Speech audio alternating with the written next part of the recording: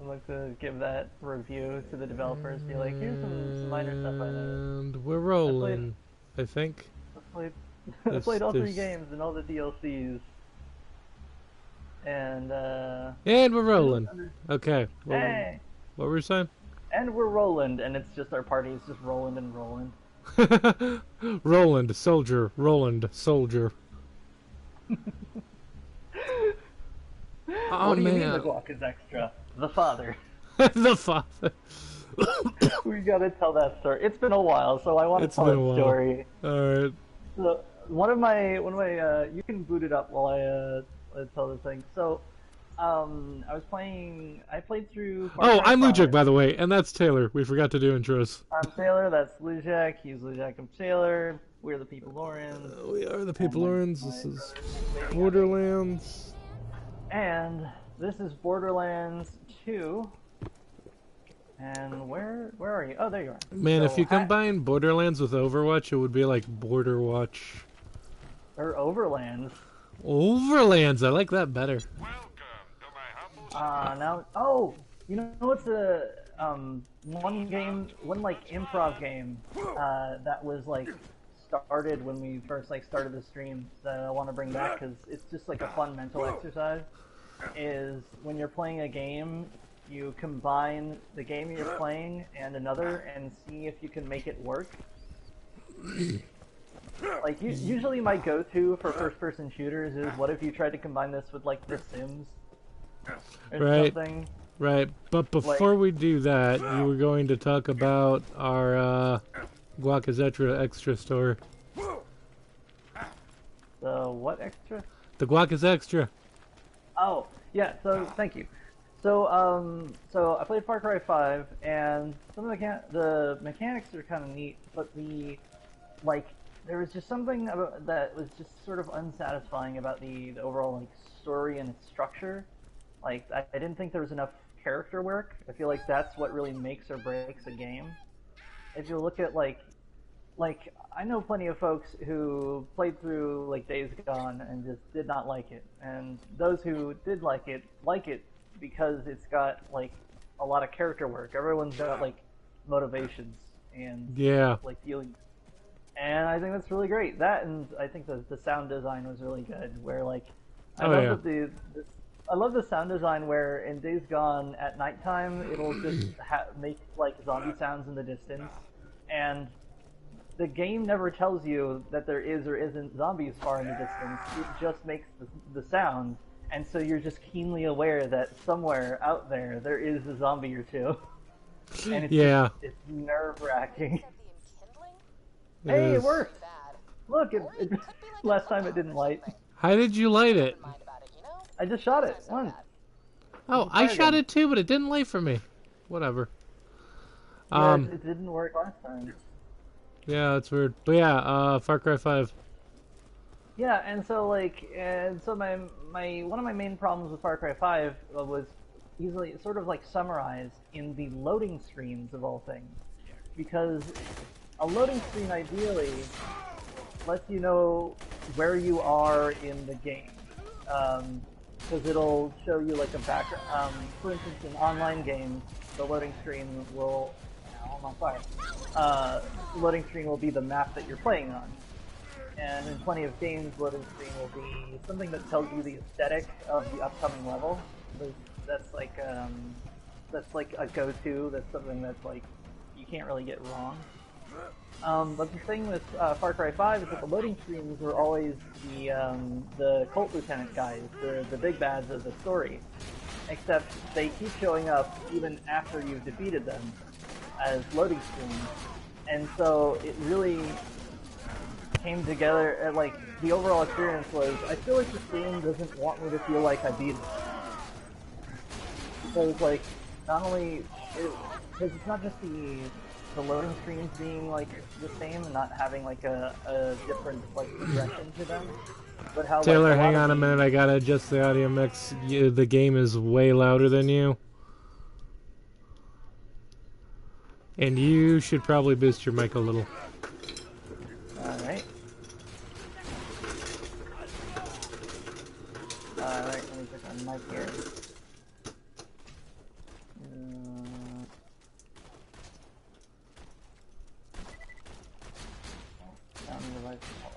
I'm gonna crouch behind this and then check my mic. On devices, adjust microphone level. And I will keep you safe. There we go. Out of Ooh, habit, hi, I put in my regular earbuds instead of my headphone thingies. That might be the. Oh yeah, change. that's much better. Right, but it was like, it was sort of like a bunch of things that all came together at the same time. Made me realize that like, whoever was designing this game, because they wanted to make it in quotations like open world, but because of that they couldn't make it that like things progress in a linear fashion, which meant that you didn't feel like you had gone anywhere until you were at like really basically the end of the game. And by then, the loading screens are still being like, hey, you know about this boss battle thing? And I'm like, yeah, I was there. Right.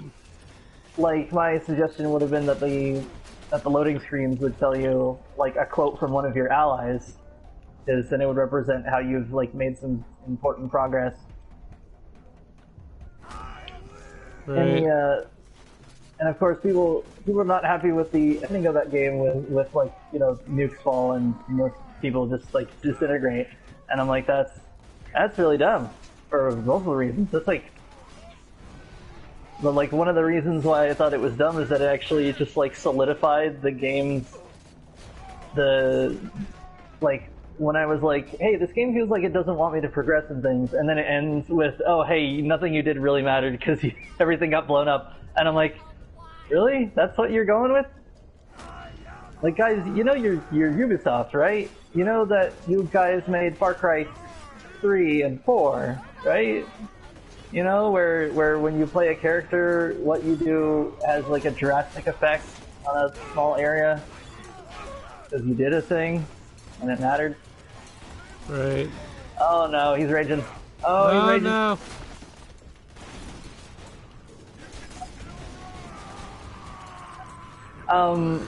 And that all led to the quotes on the loading screens where there's the main villains show up on the loading screens and they'll just say random stuff. And what's funny is that the quotes aren't really that good either.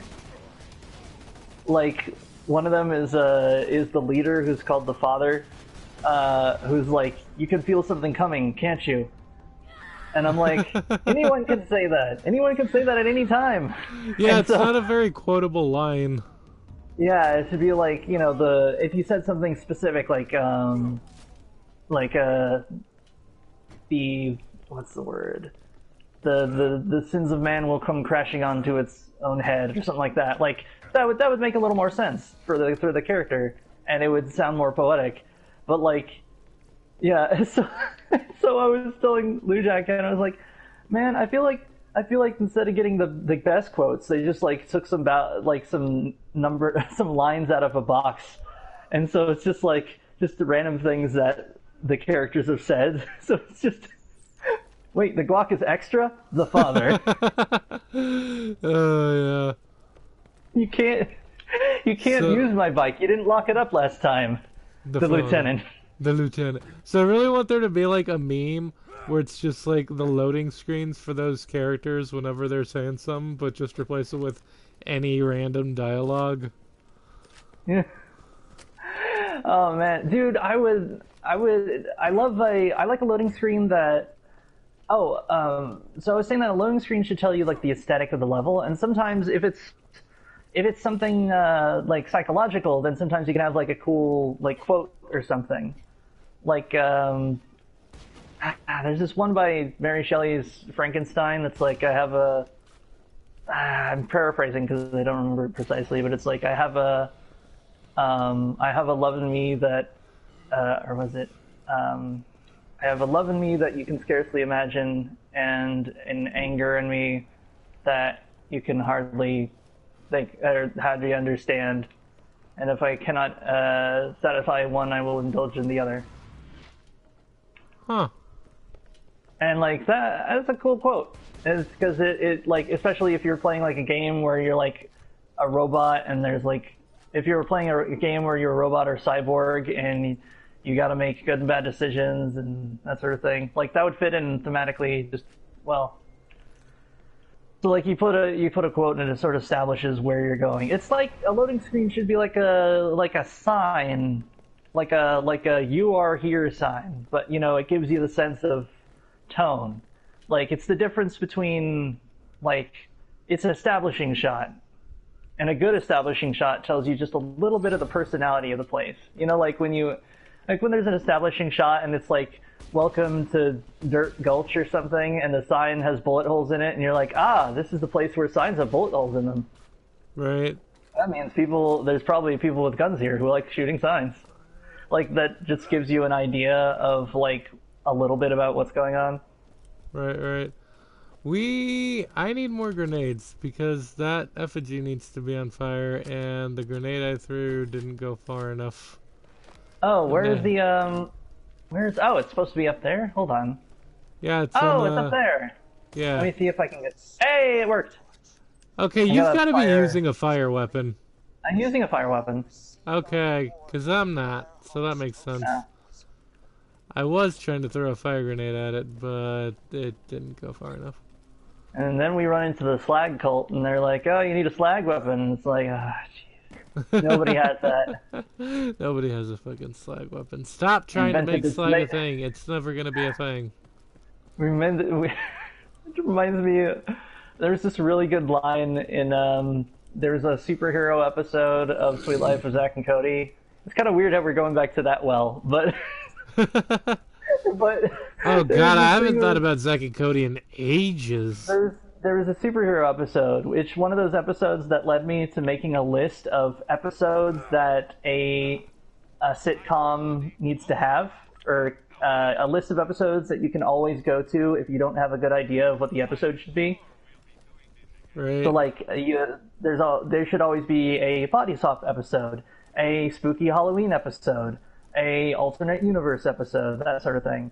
Right. And it's all about, and you can put those in like sitcoms, and you can put those in cartoons and sitcoms and dramas. For instance, like the show Bones, because it was hold on a second. The show Bones was a drama, so it didn't have like body swap episodes or whatever, but it did have a what's it called? A dream. What is it called? Coma arc. Coma? It had a coma arc. Like where Archer. one of the characters are in a coma. Yeah. Archer had 3 coma arcs. Yeah. I think it was 3. Because he died in a dream, and then instead of going back to where like they were in the plot, they restarted the show again with a different premise. Yeah, which I actually kind of liked. I thought it was kind of funny, but like it was good for a few seasons. I feel like 3 seasons was enough for that. I think that's just enough for it to be like, alright, this gimmick is entertaining, but I want to get back to like the meat of the series now. I think what's funny is that the funniest thing about Archer is how like they weren't limited by, or they could get more they could theoretically get more experimental in their episode structure because they were a cartoon, but an adult cartoon. But what's funny is that they actually fell into sort of the kid cartoon like trap of they return to the status quo so much that it ends up being frustrating in like the 5th season. Oh no, he's super. Oh no, oh hey, level up. Yeah, well they haven't been to the status quo in like years now because ISIS fell and then they became drug dealers and then they became a bunch of other stuff. Which is funny because I remember you... wow, that's the first time I've been hit by a spiderling web. Oh, that's really annoying. That's like on they my never screen. actually went back to being ISIS, but they became like a spy agency, or not a spy agency, a detective agency after being drug dealers and also arms dealers. And the funniest thing about that is how like if you go back to the earlier episodes, you're like, oh, okay, so they had like you had more characters. They didn't get a lot of lines and stuff, but they were just in the background. And then, like, I guess at some point the animators are like, we could probably trim down this show to just, like, the main cast.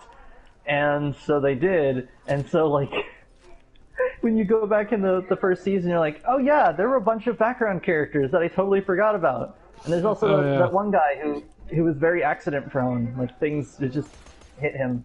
Oh yeah, what was his name? Brent or something like that? Yeah. He would just always get shot. Yeah, the thing about Archer is that it really needed a ramping up of like stakes and what can happen. I like when it gets very pulpy, when like any time that they bring like any of Krieger's mad science into it, that usually gets interesting because I like seeing like the fact that there's like a cyborg guy, or there's a guy and he's not dead and he's a cyborg and then he comes back multiple times as a cyborg. That was neat. That was a cool thing, especially because it allowed him to become a recurring villain. Yeah. And I like that they kept like bringing him back. But like what's the word? Or like how he had the robot girlfriend or whatever. Like, oh yeah. It works best when you're relying on very sort of a modern reinterpretation of like pulp adventure, which makes a lot of even more sense when you consider where they went for the series. Because like think about it, it started as a spy pulp, but then it was drug running pulp, and then it was like noir detective pulp, and then it was sci-fi space pulp.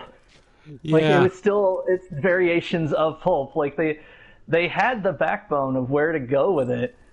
But like what's funny is that the one thing like I think holding it back was the returning returning too hard into the status quo without setting up more like stuff.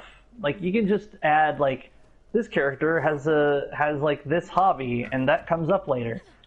You know, like this character is really good at foosball and it saves the day. Like something minor like that can end up like adding a lot for the fandom to actually like chew on, you know? Right. At least in my opinion. Man, I love Archer. Archer is definitely like probably my most favorite adult cartoon show.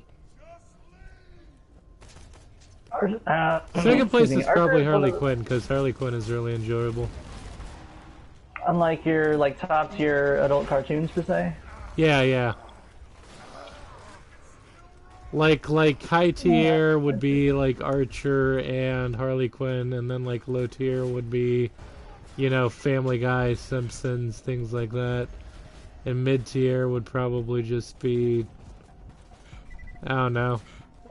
So many spiders. Where are? Oh, you just ran through the cave. Oh yeah, I just ran through the cave. I ain't dealing with that shit. You kidding me? I got effigies to light, man. Just say, "Get him, Bob." Get him, Bob. Speaking of which, I've been playing Overwatch, and it is really fun. I got it for my birthday, and one of the characters is this like cowgirl character named Ash. And her ultimate is to just summon a robot called Bob, and Bob shows up and basically just wrecks everything. It's pretty great. What kind of robot is how did you get over there? Why did you get over there? I got effigies to light, man. All right, I'm running at full speed. Hopefully the bandits can't follow me down this hill. Oh geez, did I go down the wrong side of the mountain? Yes, I did. Man, I don't know. I hope not.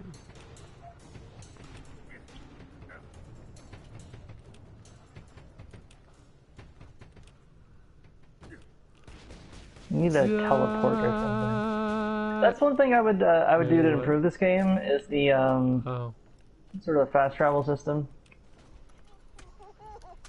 Right. Oh. Oh, that's right. We're sacrificing the Tinker. All right. Well, let's let this guy go. Watch your eyes, killer. I'm coming in. I'm gonna miss it because I took the wrong turn at Albuquerque. God damn Albuquerque. Very disappointed. Vault Hunter, I'll get these civilians back to Sanctuary. In the meantime, smite these bitches. Oh, we smiting. Oh, it is smiting time. This is the longest path. I don't even know where you are. The path is a big like figure 8, and I don't even know what. Oh, hold on, is this an optional boss thing? Did I just find a secret boss area? I did. Oh my god, are you serious? I'm over here fighting cultists and you're off discovering new bosses. That's what I love about exploring in one of my favorite parts about exploring in Borderlands 3 was that like all the little nooks and crannies would just lead you to to like either a hunting thing or a bounty. Right. How the heck? How do you?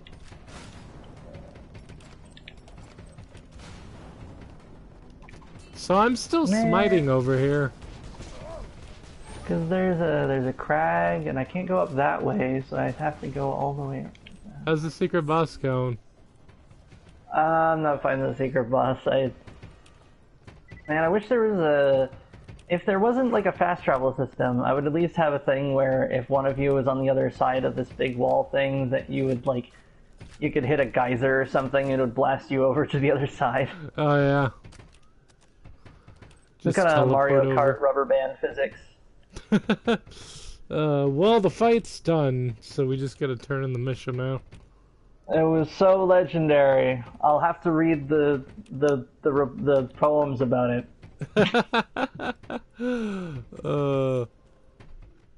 Fuck, man. Without distractions, I can read all the titles. I learned that the camp has a really gross name. What's that?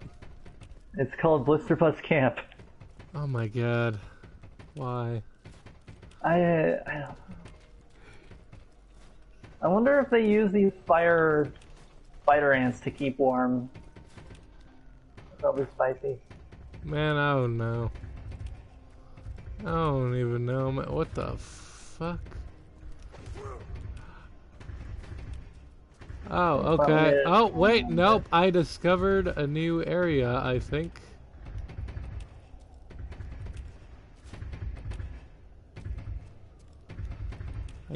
I don't know what this is. It says discovered, and I found a vault symbol. It'd be funny if you did enough side. I don't know what the purpose of that is. It'd be really funny if you did enough side exploration that there was like a secret optional boss that was like another vault, and like it would be mentioned in the main plot where you get to the third act and it's like there's this line that they just bring up. It's like, oh, and they even found the other vault. A whole nother vault. The psycho's really aggro on me. Okay. God, why are you so aggro? Now he's fighting a robot. That guy just threw a wrench backwards. Just stole my cabbage. Stole my mustard. Oh, there's another. Man, why do they always show up in pairs? Man, I don't know. You think I got all the answers? I ain't got all the answers, man. Like, what do you think, Snoop? Oh, speaking of Snoop. Wow, hey, whoa, hi. Why are you guys here? Why are you harassing me? What is your dealio? Oh my god, you ain't broodless. Get the fuck out of my way. Ow. Wait, I see you. I'm getting closer. I got a giant spider ant net over here and they're very annoying. Hi, welcome to the party. You missed the entire show. Where? Oh, there you are. Hey, what's up? Spiderling? What the heck? Oh, it's a spider and soldier. Oh yeah, they're bigger and wigglier. Now bigger and wigglier than ever. Now with 20% more wiggle. We gotta get the fuck out of Dodge. I wonder where that phrase comes from. I think it's from Cowboy Times. I think Dodge was an actual place, and it became. I guess the term "get out of Dodge" was synonymous with just leaving a place, as with great haste. Yeah, I don't know. I'll have to watch the stream so I can see what that battle was. Yeah, I mean, it wasn't great. Just a couple of bandits, some normal shit. Oh, if it was a battle with Nox, you'd still be fighting him when I got there.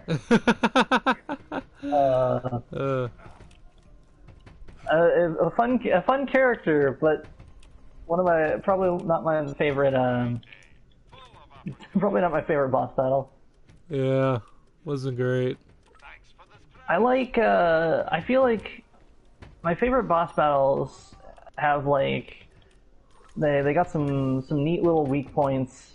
They've got some special weaknesses that you might have learned from the lore or something, and I like when boss battles are really grand in scale.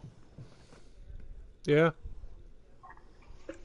Because they're not always, but when the boss battle is like whatever one of those like big floaty robot things from Crisis, or the even bigger floaty robot like mothership that you hit with the tac cannon, which is just a tactical nuke in a tube. Right. I kind of makes sense in game as well as in the meta of why the tac cannon needs to lock on before it fires, because it's a nuclear weapon. Yeah. Or I think I recall it being a nuclear weapon. It still fascinates me that that at one point the United States came up with a miniature nuclear weapon that you could use on a bazooka. Like, that's just nuts. Oh yeah. Shit's bonkers, dude. Bananas. Because like you look at like Fallout and you're like, oh, those little tiny nukes. That's not even like possible. And it's like theoretically, it is not with modern technology anyway. I guess it's theoretically possible. But it just wasn't practical because, well, radiation. Yeah, radiation was kind of a huge downfall. By the way, going back to Overwatch for a minute, I realized that like most of the weird characters that exist have like some kind of explanation. Like the reason why Junkrat and Roadhog look like they came from a post-apocalyptic world is because that's just what the outback in Australia is like now. I was gonna say they're from Space Australia, and it's like, no, wait, they're just regular Australia. Just regular Australia where the fires Australia. never stopped burning and, radiation happened. Just Is it because they had a netherrack on the ground? Yeah. In Minecraft? Yeah, that's exactly why. But yeah, and then like Winston has a simple explanation. He's a space ape from some space Planet of the Apes base where like gorillas revolted and then he escaped. From like a moon base. Yeah. And both he and the Hamtaro. He and Hamden, Wrecking Ball. And like, Genji is like this dragon dude who got made into a cyborg. Mercy's suit was something that she created so that she could like help people more. So like everyone has like an explanation as to why and how they exist. But then I look at McCree and Ash and I'm like, okay, but why are cowboys a thing again? Okay, so here's my thing. So Tracer oh, dude, there's a box up here. You know what that means? Yeah. It means that we're supposed to be able to get up here. Yeah. Also, there's a gun here, and I can't pick it up because I'm already full. Oh. I jumped out of this window up here. The window on the second floor is open, and if you jump onto the eaves right here. Oh. Before you mentioned McCree, I was gonna be like, and then there's Trundle the troll. He's just a troll. Oh yeah, he's just a troll. But yeah, I don't know it's weird because story. like it's not so much that they got modernized. Like, the Crusaders are a modern day knightly order. They, like, modified them and gave them power armor and shit. But, like, they didn't even do that for cowboys. They have hover bikes and shit. And, yeah, that's cool. But, like, Do they have they're cyber still horses? using lever action repeaters and 6-shooters, weapons that, like, aren't even practical now anymore. I'm just like, Oh, right here. but why, though? Oh, no! Careful where you step, though. Okay. Like, why and how do you exist the way that you do? I wonder if it... Oh, no. You missed the gun. It's right there. Oh, can I get back up there? I don't know if I can. It's, I wonder if they're... Maybe their guns follow, Jacobs Industries logic, where they follow, like, a inherent rule where if you lower the ammo count or rate of fire, it increases the damage.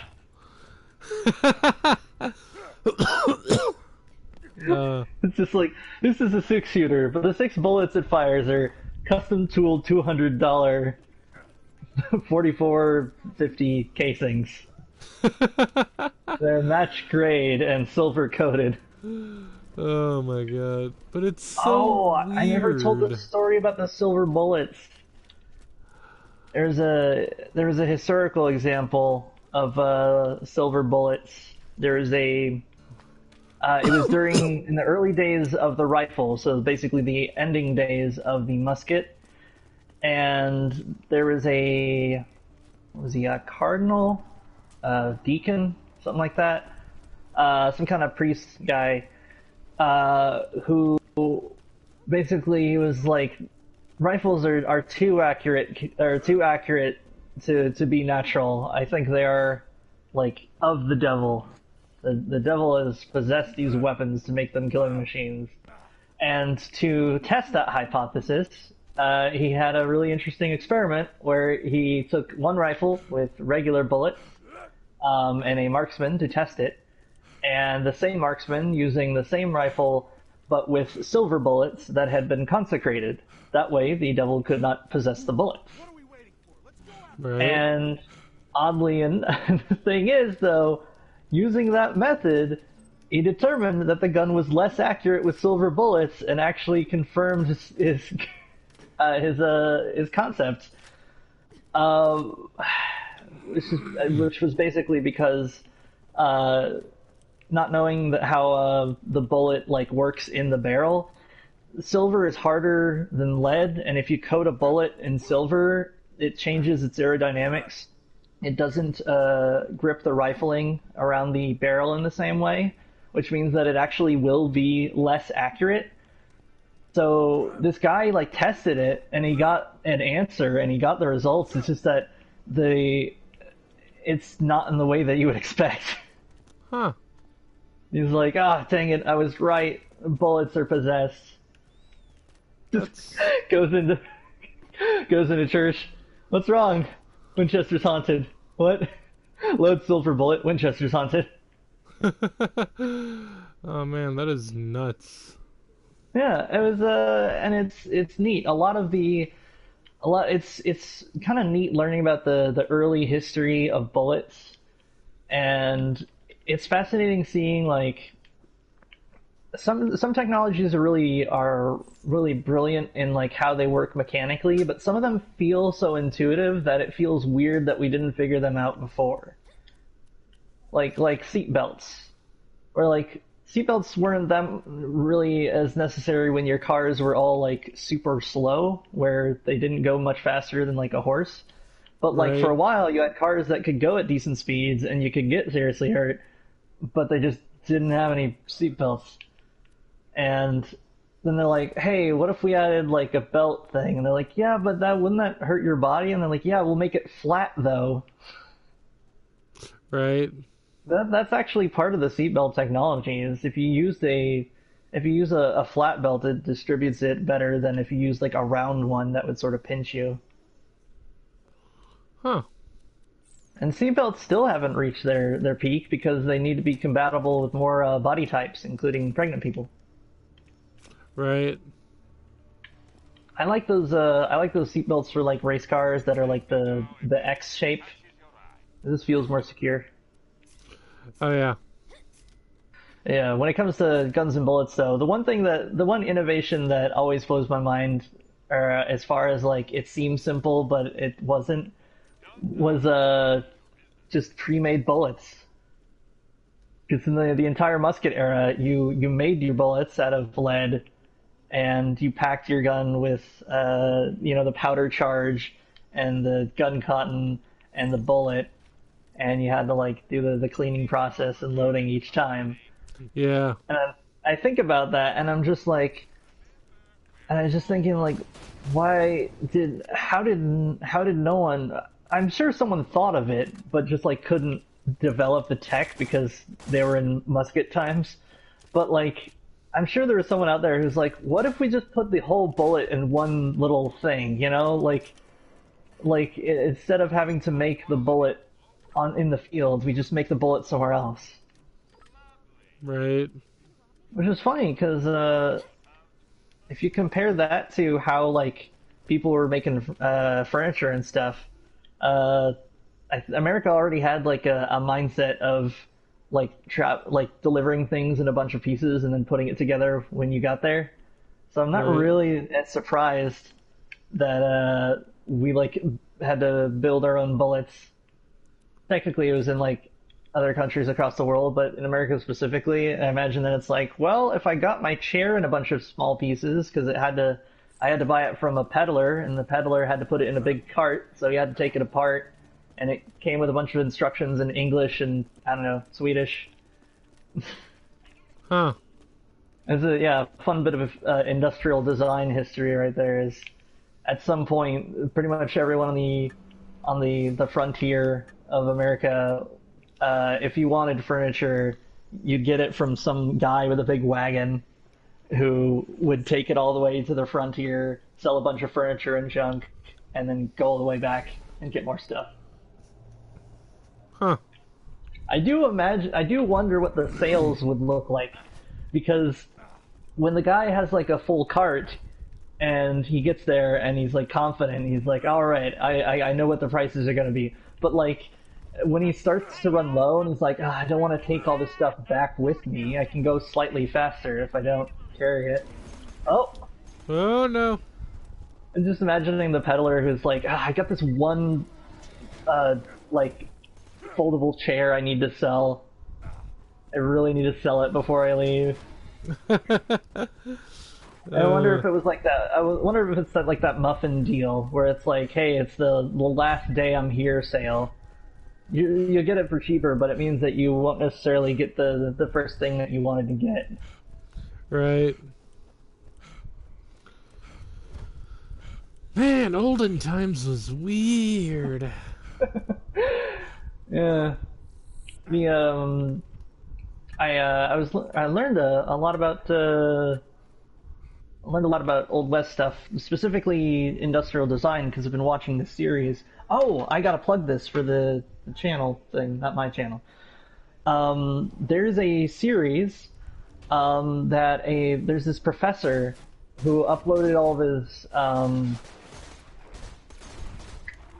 of his lectures in series onto YouTube, and it's just, I found him because I was looking up bark scanning. I found him because I was looking up stuff about Art Deco, and I found it, and it was like an hour-long video, and I was like, an hour-long video about Art Deco? You know, you have my attention. And it was really good because it's the professor, and he's green screened in, or he's boxed, or not green screened, he's got a little box for his body, Right. and he'll have like little pictures of what he's talking about throughout the presentation, and he does like hour-long presentations about like industrial design because that's his class, and I love it because, well, it's free. It's on YouTube and it's free, and as far as I know, there's no like rule that you can't just go and watch it. And I think everyone who wants to know about like industrial design when it comes to just the history of people getting really good at making a lot of the same thing in new and creative ways, then you should check it out. It was a History of Industrial Design by Matthew Bird. Right. What? Gage summoned the bot and said Class 2 Verada Nikto. I don't know what that means. I think it's the summon phrase for was it Gort or whatever, the robot in was it The Day the Earth Stood Still? He's the big laser bot. Oh. Wait, there was a just like a robot in The Day Magneto. the Earth Stood Still? Yeah, I think it was The Day the Earth. Wait, no. Yes? No, because that one's with the aliens, isn't it? There's one alien and he's got one robot. And there was a remake where they wanted the robot to seem more serious, so they made it like 50 foot tall and made out of nanobots. Which is funny because I'm like, it could be one or the other. You could make it 50 foot tall or nanobots. We went with both. Why not both? Yeah, it's like this kaiju robot, and it's like, oh, is this not enough? Also, I can dissolve into like a sand that can eat everything. That's kind of nuts. It definitely felt like it was a modern enough, a modern and alien threat, though, compared to, because like in the original one, you had a robot that was, I don't know, probably just bulletproof or whatever, and that was impressive on its own. But once you have like it in modern times, I think that's the one with Keanu Reeves as the alien. I think it was. I don't know.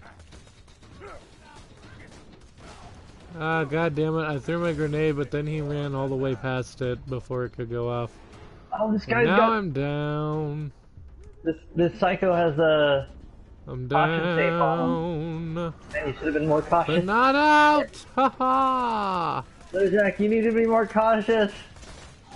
Nah, The safety man. tape on him doesn't mean he's safe.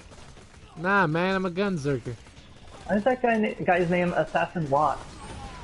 Because he's the guy that we're supposed to be killing. That's our current mission. He's We're an killing a Assassin bunch of Watt. assassins. So are you a ninja that kills assassins? Or are you a ninja who's an assassin? Are you an assassin that contract kills ninjas? If you can kill a ninja, I mean, you can kill anything. You gotta expand your client base, you know? Alright, mindless gunheads. You're looking for a really hot chick with blue tattoos and mystical powers. A siren, specifically one named Lily. Official reports say she died in New Haven, but I'm positive she's hiding out near Sanctuary. Catch wind of her, tell me and I'll pay you enough money to build a mansion made out of other smaller mansions.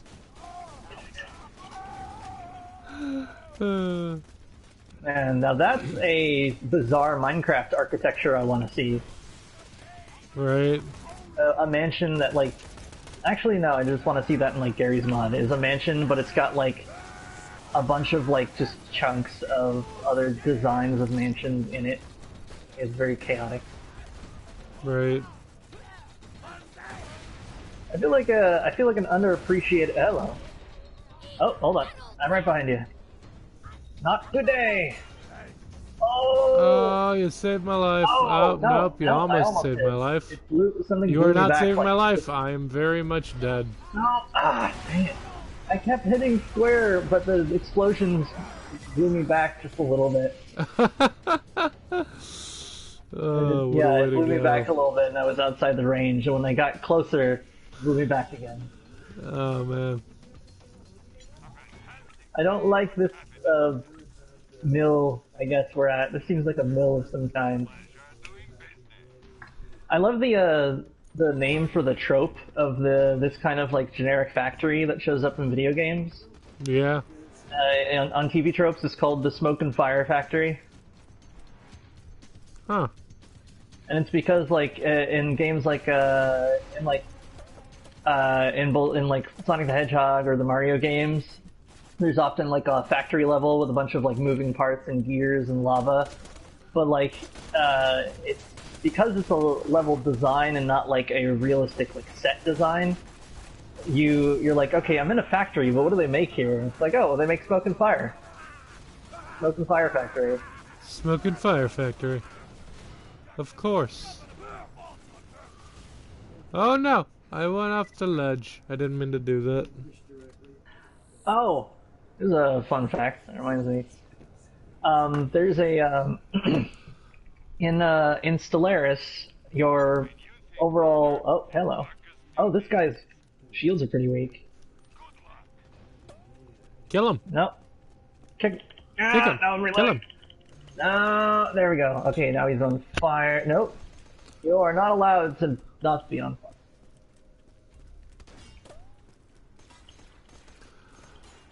That thing has a really slow rate of fire. Oh, he has a charge attack. Oh, he has a charge attack. Where's he at? He just ran into the big gear. Now he looks very silly. Where are you? So is that pronounced Oni or Wani? I'm right here. I think Yeah, I it's... just realized I don't you know. grunts are gonna get yourselves killed without this little tidbit. All sirens are born with different crazy-ass powers. You cannot, I repeat, cannot win a fight with them in one-on-one combat.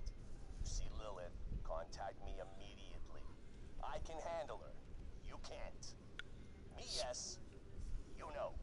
Oh, well, there's your problem. Well, there is indeed a problem. But yeah, going back to Overwatch with Ashe, like, her weapon is so old-timey, not only is it, like, lever activated, but it takes forever to load. It's like 12 bullets. Well, So, that's like, the funny if you thing, go it's, through the whole thing, she'll just be like... And the funny thing about it, though, is that, like, a lot of games, in order to balance the slowness of a revolver or other like more old timey system, they'll either make it do way more damage and or make the reload way quicker. And usually it's just done with like a speed loader. That's an easy way of using modern technology to quickly reload a revolver. But what I love is, and I would love to see in more games, is a character being cinematically good at reloading a revolver, like, bullet per bullet by hand. Just because it's really satisfying for them to, like, fling it open and then just, like, sort of slap, like, sort of juggle 6 bullets out of their belt into the revolver. Right, right. So now I have a question. Where is the assassin that's supposed to be here? But maybe it's not. We haven't checked. Is there a? Did I gotta make sure that I've Because checked. if you look like, all on the map, that's yeah, like it says he should be coming from there. It says kill him with a melee attack, so I'm guessing that. I mean, that's optional. You don't actually have to do that, but... Oh, well, then I guess we didn't kill him, which is confusing to me because he should be here then. No, because there are like 4, I think, and we just killed the second one, so this is supposed to be the third one that shows up, but they're not. It's speech activated. They know we're streaming. You know, we'll come back to this next time. Man, I just thought of something, like, kind of wonky, but it would be interesting to see. Do you know that? the game Type? You remember the game Typing of the Dead? It was just House of the Dead, but instead of shooting, but with type typing. fast. Yeah, I remember that. What about that? But it's for it's now using the modern technology of text or speech to text, and it's called like Stream of the Dead, and it's where you read out like sentences very quickly, and there's occasionally improv bits, but they have to be like at least somewhat grammatically correct. Huh. So if you did like the Aaron Hansen thing, and it's like Cynthia owed me 5 bananas, and that would like translate and it'd be like, yes, that's a sentence. Bing, like. Right. Oh, that would be interesting. I feel like that would lead to. Oh, there's a guy down there. He's just a regular marauder, but he's down there. Oh, it's down here, maybe. Oh, it's down have to be here down where here. they're supposed to be? Dude. If these guys showed up, then that means there's still more to this zone. Nice.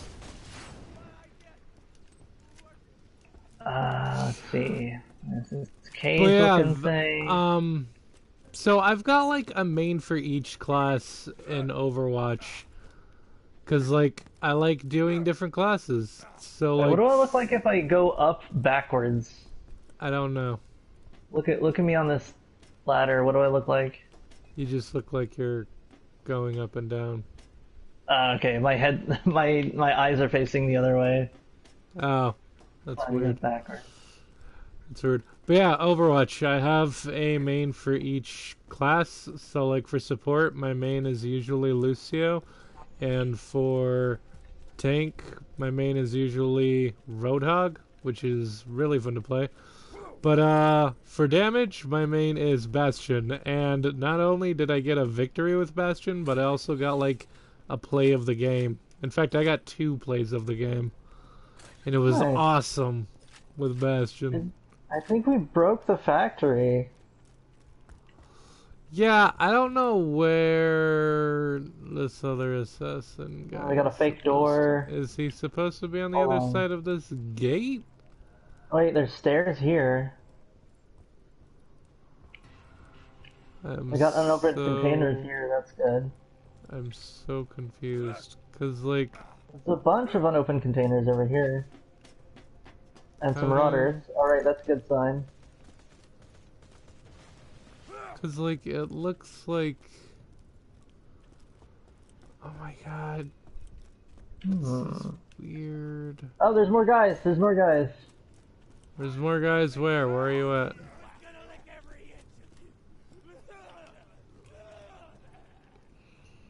Oh, at least they shouted at me, but they didn't. How spot me yet. did you get to over there? There's stairs. I'll go back up the stairs. There's stairs? What do you mean there's stairs? Stairs where? Where are the stairs? I went to buy clothes. Wow. Oh fuck, how does it go? I don't even... I'm at soup! Oh, then get some. You know what's funny? There's a picture of like a boutique, like old fashioned store, and it's actually called Soup. Haha! Yeah, it's like Soup, modern fashion. And I was like, without the context of the joke, hey, there you are.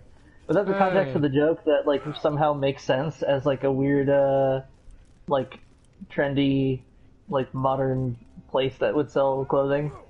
I just love it's like, why are you at Soup? What do you mean you're at Soup? I'm buying clothes at Soup. I'm buying clothes at the soup store. Why are you buying clothes at the soup store? Wait, so do you think the next assassin is down here? That's what I think, because these guys loaded in, and all these containers are unopened. See, that's the thing about the level design, is that a lot of this place looks very similar. Yeah, Borderlands 2 problem. doesn't have a lot of great maps. They're all kind of Yeah, frustrating. that's the thing. They need to add more color variants and stuff. That way you're like, oh, I know that this area is a slightly different area than the place I was just at. Right. Ah, I'm down. Ah, dwarf I see down. ya. Dwarf down. Alright, here we go. Ah, man. Oh. So, 2 games that I really like to combine are Borderlands and Apex, but now I'm trying to imagine what, like, Borderlands plus Overwatch would be like. Borderlands and Overwatch. Well, it would definitely. I'm thinking that you'd have character classes, that's for sure. Yeah. Each of them would have different like preferred weapons, I think. Yeah.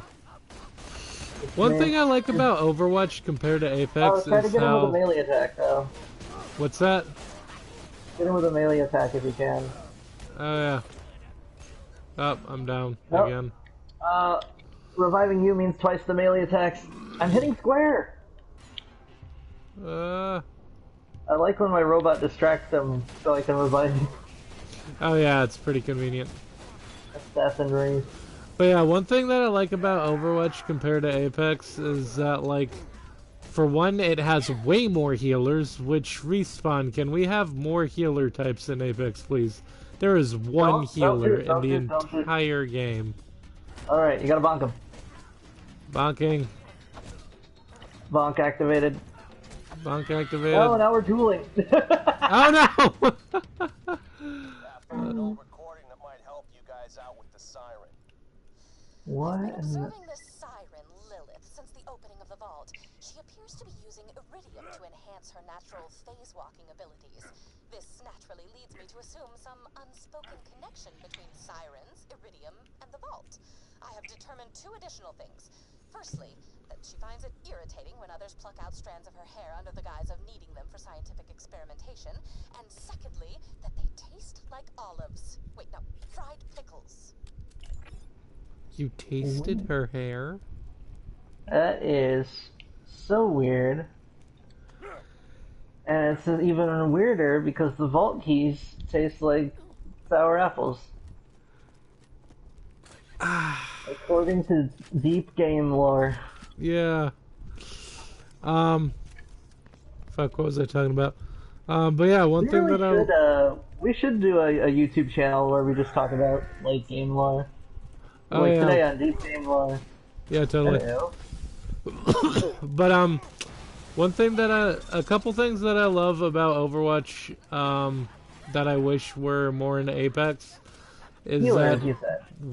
healers. One, I like that there's more healers in Overwatch. There's only like one healer character in Apex Legends right now, and we need more. But like the other thing that I like is that instead of dropping in and having to like frantically scavenge for weapons, each character just kind of has like their own weapon that they use, and they're all like different and unique. I would like to test that as a game mode. It would just be called like, I don't know, gun mode or something. And every character had a gun that just came with them on the tin. I feel like at least that would at least be a way that you could set up with you finally have Bloodhound start with a sniper rifle. Oh yeah. Because I feel like Bloodhound would use a sniper rifle, but I can never find a good justification for it because usually when I'm on someone's trail, I'm following them through like rough terrain and there's not enough visibility. I would have to use the beast mode thing to get a good snipe. Yeah. Creature's so powerful, so unbelievably large. Oh He's no. actually on the back of this huge guy who's carrying the real contestant. What is this guy? He's so monkey-ish. Yeah, I don't know, but he's freaking me out. Yeah, it's freaking me out too. Oh, right, you're dying. Oh yeah, I'm up. Up and out of ammo. Oh, I fell in a hole. Oh, I'm out of the hole, okay. Oh, hello. Oh my god, move your shield so I can get a... Come on! I could get a freaking second wind if this dude didn't have his shield up, but I can't... He won't put it down. Oh, fuck you. That's such bullshit. Nanoseconds too late. I should have been able to get a second wind there. That's so stupid. They should make it that with shield enemies you can do like the John Wick thing and you like shoot their foot and then they fall like they like flinch and then you hit their head or something. Yeah, something like that.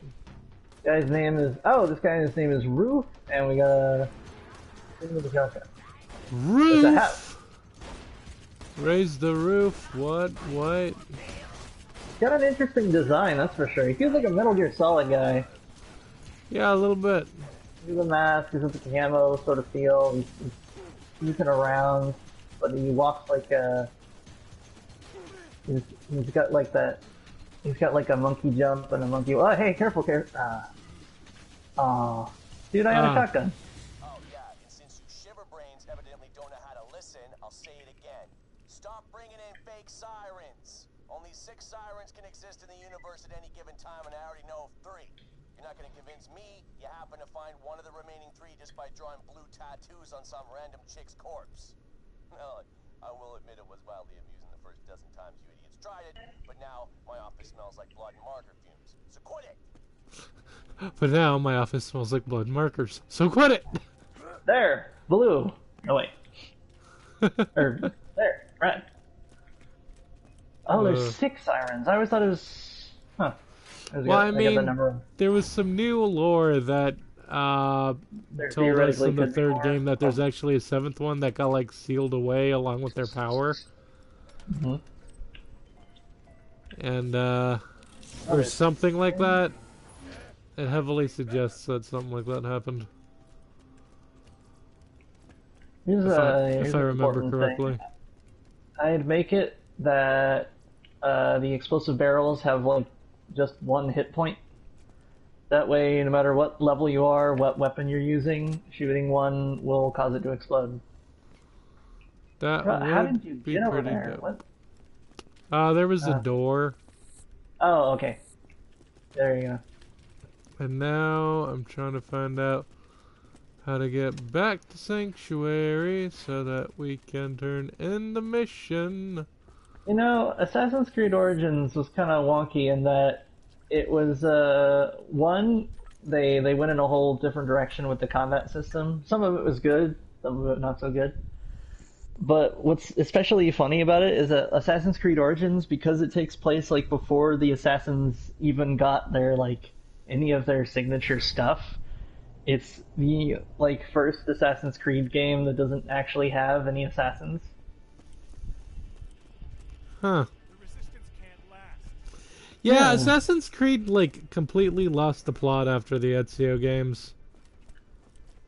Although, like, the funny thing is, my whole thing is, I would have liked those games way more if they were like a half the size or like a third the size, and they focused more on basically just mini storylines throughout multiple chapters. Right. Because I want it to add up to something. The one thing that that's really like addictive about a game where you like you level up and get more techniques is also feeling like you've leveled up as a character, where you've made a bunch of allies and they do a bunch of cool stuff. And you get a little bit of that in like Odyssey, where your lieutenants, you can start recruiting lieutenants that like have like a fire bomb or some other crazy ability. But what it needs is a thing where like when you do a side mission, it does reward you with like that like lieutenant person, but like they have like a cool like move set or like a special ability, and I would like it if you could deploy all of the side mission lieutenants like at the same time, or at least get certain bonuses from them. Right. Like even if it got a little arcade gamey where like, you know, you hit a button and then they just sort of appear out of the ether like, and they just like do an attack and disappear. Right. That'd be pretty dope. But we need to call it a night here, cause I'm tired. Oh, before we do, I gotta mention the target practice achievement for the Evil Within 2. For what? So, in the Evil Within 2, the second one, there's a practice range, and it's got like a puzzle mode and a regular gun mode. And while you're there, you don't use up bullets, which is nice. And there's certain like score like thresholds, and you get like prizes. And if you get the top prize in both of them, the main character like puts down the gun and he's like, "Yes, got it. I should probably get back to the, you know, saving my kid part." Like, he realizes he got distracted. It's funny. And it felt like, what's the word? It felt like a real post Legend of Zelda kind of moment where it's like, oh yeah, I gotta save the world, but you know, I got just enough time to collect a bunch of these, I don't know, a bunch of bear butts. Right. I must collect 3 bear pelts from a bear butt. Dude, you know what's something that I really want to see? A bear in a river. One crossover that I would really like to see is like Salvador and Torbjorn. Salvador and oh, because they're dwarfs. Yeah, they're dwarves and they're both like really explosive. Oh, yeah. Salvador does his gunzerking thing. Torbjorn has You like his think? turrets, and he can literally shoot lava from You his know, robot arm. I imagine one of the important like learning experiences for Torbjorn is getting used to the fact that one hand is fireproof. Right. It's funny because like Yeah. Torbjorn Like, is a he makes some brownies and he picks it up with his you know claw hand. Torbjorn's kind of a confusing character because like he has his rivet gun, but then they gave him a new ultimate that's actually just him shooting lava from his robo arm. And I'm thinking, hey, the rivet gun is cool and all, but like, why don't you just shoot lava from your robot arm all the time? It's got a Like, why limited is amount that of. not your main weapon? Well, considering how an ultimate normally like is justified, usually I base it on like it's a level of energy or focus or something that has a literal cooldown to it. So my guess is that his like slag cannon actually does need to like charge up because it's not built to be a weapon per se, or that's not how it was originally built, and you can only like use it as a lava gun for so long. Huh.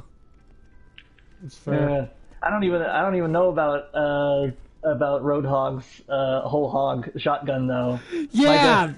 My headcanon for that is that his gun can go like full automatic, or he can jury rig it into going fully automatic, but it's basically just got a limited time where after that it'll just fall apart because the whole thing is held together with like orc logic. Which is like, this whole thing is held together with bubblegum and wishes. It's gonna work for about 3 minutes. It's like Jury Rig from Ben 10, which is, man, I love that character concept. Jury. That's one thing about Roadhog and Junkrat is that all of the stuff they have really feels like it could just fall apart at like any minute. Especially Roadhog's scrap gun, because look at his scrap gun. He's literally just taking a bunch of metal and like shoving it into the freaking ammo chamber. It's like, yes, I will shoot screws and nuts and bolts at my enemies. Oh, I have an idea for that. If I was making a tabletop game and I had a character concept like that, I would have it that there's a trait that would be like, it would probably be called Junkrat or something, where it's like being a gadgeteer, where you can assemble a weapon in a relatively short amount of time out of stuff that people just would not be able to make a weapon out of. But Right. The trade-off is that when you use a normal weapon, it also degrades as if it's a junk weapon, and you're actually more accurate with your junk weapons than manufactured ones. Something like that. Interesting concept. Yeah. Man, Junkrat and Roadhog really are like the apocalyptic versions of Timon and Pumbaa. You say it, and I can't say it's not. I mean, I know that they've got a slightly different dynamic, but Because they're the still apocalypse version. Well, they have a different dynamic because the main difference in dynamic is that Roadhog is not exactly a talkative guy. No. So it's more like Timon and Pumbaa, and then also Penn and Teller, except the small guy is Penn. Yeah. Well, I mean, Roadhog and Junkrat really are what I feel like Timon and Pumbaa would be if they lived through an apocalypse. I really feel like Pumbaa would just become super silent and non-talkative, and Timon would just go fucking crazy. Is there there's got to be a fan art of Timon and Pumbaa, but in the style, but with like the outfits of Roadhog and Junkrat. Can we commission someone to do that? I think we could. If we can get some donations in the chat or whatever, I'd say that costs, I don't know, 20, 30 bucks. So if you want that to be a reality and to be on the show, I do know an artist Discord. I'll be able to find someone who can make that. Oh man, that'd be sweet. I'm imagining Pumbaa like standing on his hind legs so you can see his belly tattoo. Right. It's got the little like engine block with the pig in front of it. Yeah. Man, what was his name before? What were their names before Roadhog and Junkrat? Mako Rutledge and Jameson Fox. Respectively? Yeah. Hold on. Interesting. I always wondered if I actually haven't heard any dialogue lines from Junkrat, so I don't know if he or I know that Roadhog doesn't talk very much, but I've been wondering if Junkrat sounds Australian or not. He does, but he's also like really squeaky. He's like, "Ah, what's up? I'm Junkrat. Oh, that's a fine how do you do?" Oh, speaking of which, hey, speaking of a game, wait, would we be able to stream that? Possibly. Overwatch? That might be Yeah, absolutely. If might be a laugh. you Buy talking me about Overwatch or Overwatch. something else? Yeah. Buy me one Overwatch, please. I will buy you one Overwatch when I have guy money, Paul, or and am then I we can just stream short? it. That'll be great. Anyway, dude, we gotta end the stream. I need to go to bed. Yeah, we really do. So, thank It you for was joining us. supposed to by this end like 10 giant- minutes ago. Thank you for joining us by this giant metal fist that's the sanctuary. I've been Taylor. I've been Lou Jack. We are the Peepolorians, and I'm reminding you to take care. Stay awesome. Have a beautiful day. And we'll see you next time. Bye.